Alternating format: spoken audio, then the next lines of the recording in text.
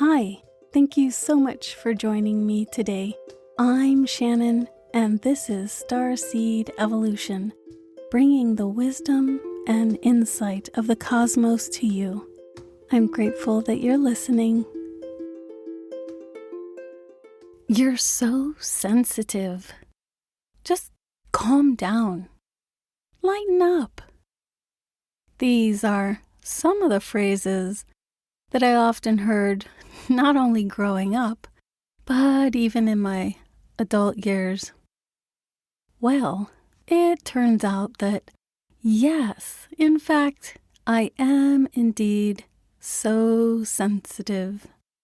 Which leads me into talking about what our episode will be about today, about being either an empath or a highly sensitive person.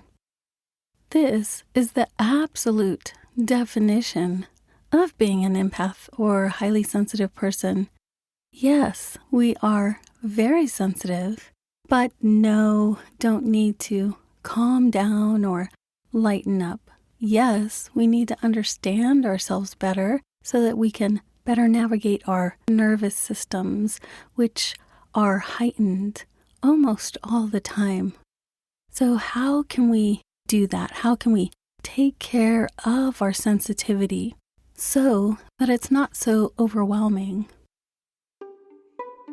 I'd like to spend this episode today talking more about what it means to be an empath or highly sensitive person, and then use it as a foundation so that in future episodes down the road, I begin to bring different tools or techniques to highly sensitive or empathic people so that they better learn to work with this gift of sensitivity instead of being overwhelmed all the time. I often like to explain being an empath first by explaining what it means to have empathy and how an empath is a step further beyond this definition. Having empathy is being able to place yourself in someone else's shoes metaphorically, and with compassion, listen and understand what they might be going through, even if you yourself have not experienced these same things that a person might share with you. Having empathy means that you have a good ear for listening to others, as well as having compassion to take in another's story and seeing if there's a way that you can just be present for people where they're at in that moment. Now, being an empath or highly sensitive person takes this a step further in that same person who might be sharing their story with you, not only do you imagine putting yourself in their shoes, but as an empath, you can actually feel the feelings inside your body of what this person is experiencing. It's not something that you're choosing to do, but as an empath with a very highly sensitive nervous system, you're able to pick up these feelings or emotions that somebody else is experiencing, literally as the same feeling inside yourself. This is why it becomes so important to understand how to work with your empathic abilities or gifts. Many times, being an empath means this is something that you're born with, that this is hardwired as part of your nervous system.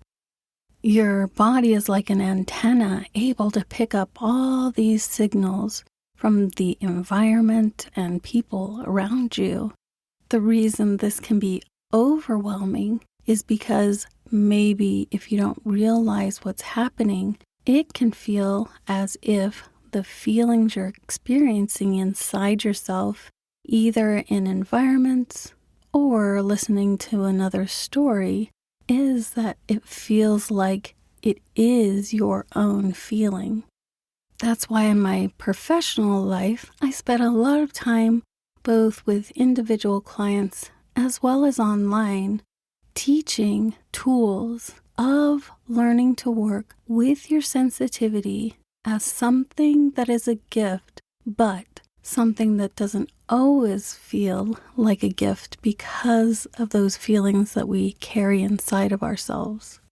So I'm going to give you a picture about what it's like to have an empathic body versus somebody who does not. The image is this.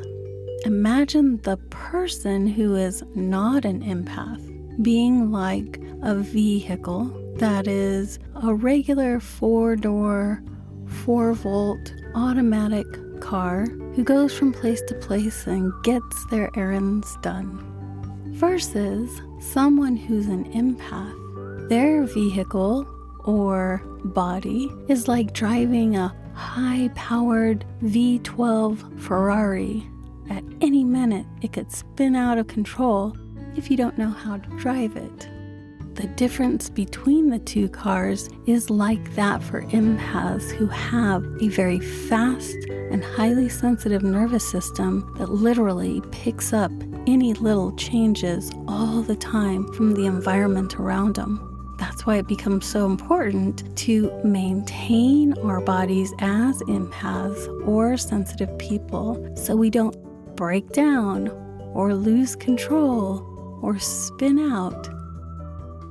It wasn't until my mid-20s that I figured out what being an empath meant. So my whole life up until that point, that aha moment of what it meant to be an empath, all that previous time as a sensitive child, yes, I was sensitive and everything did feel so overwhelming, but I didn't realize why it was like that. And so I was often called sensitive, but from a more negative or shaming framework, not because friends or family meant to hurt me, only that it was trying to help me to let things go more quickly or get over the emotions that I was having.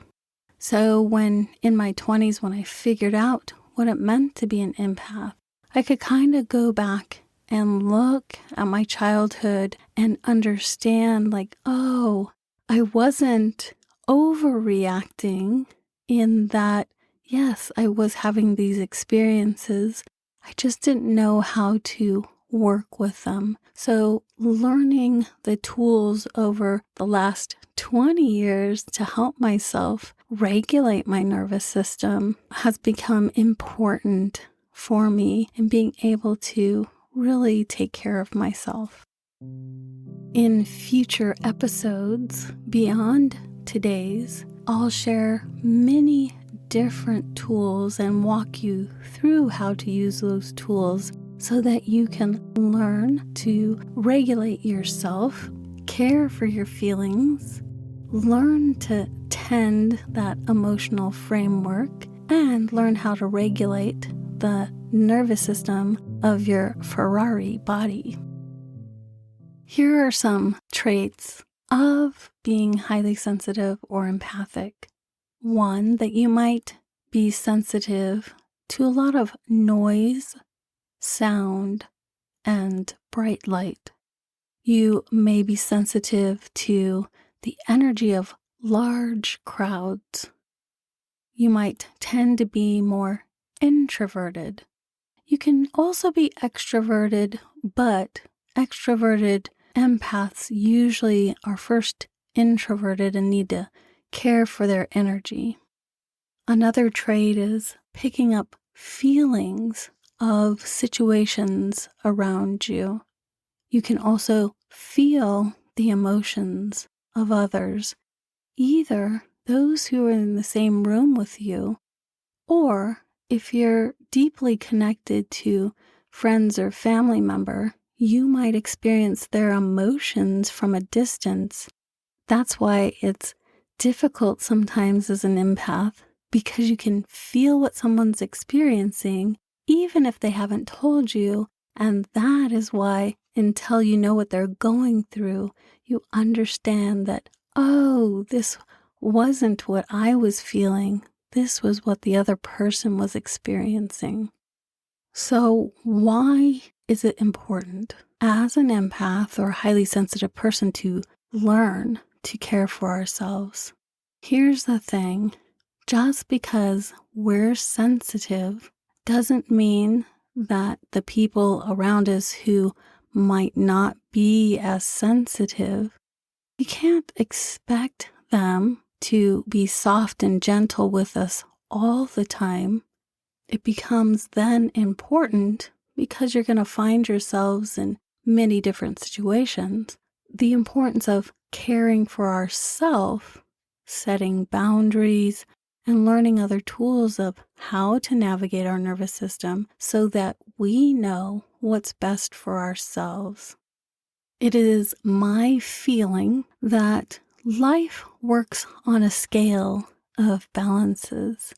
Empathic and highly sensitive people are here living on Earth right now to balance the scales of allowing humans to stay human, to be in their feelings, to have open hearts, to have compassion for those who are facing difficult situations so that we don't turn away, being able to have the humanity to be with others, whether it's people, the environment, animals, trees, our water systems, all those things need us to be sensitive.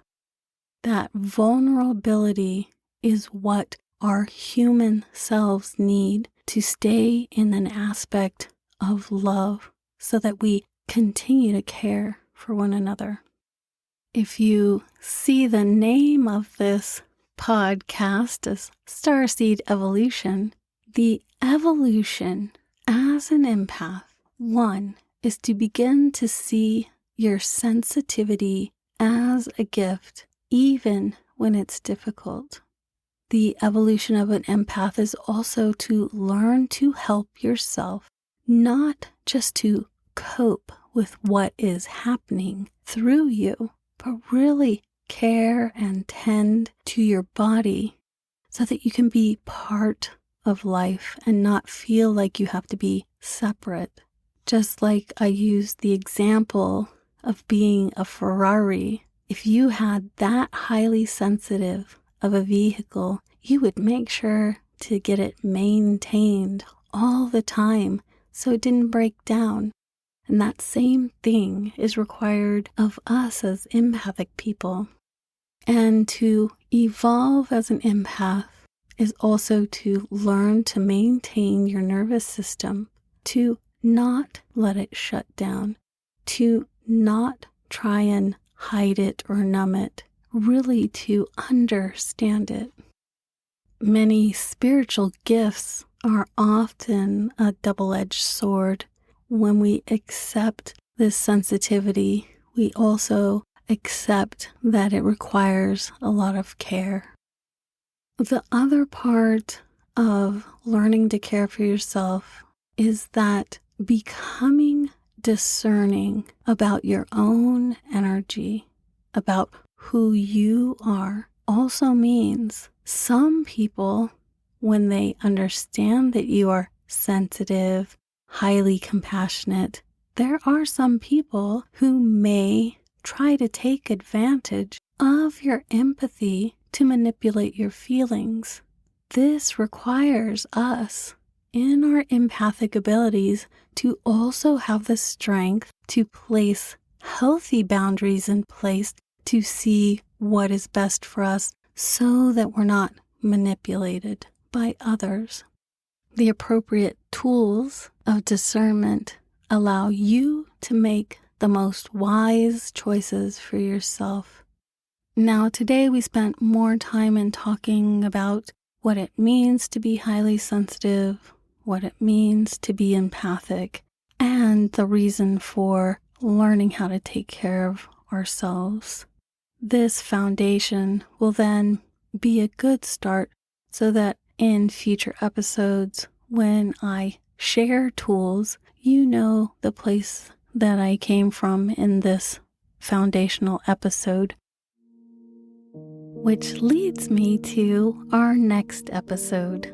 We'll be walking through our first tool together.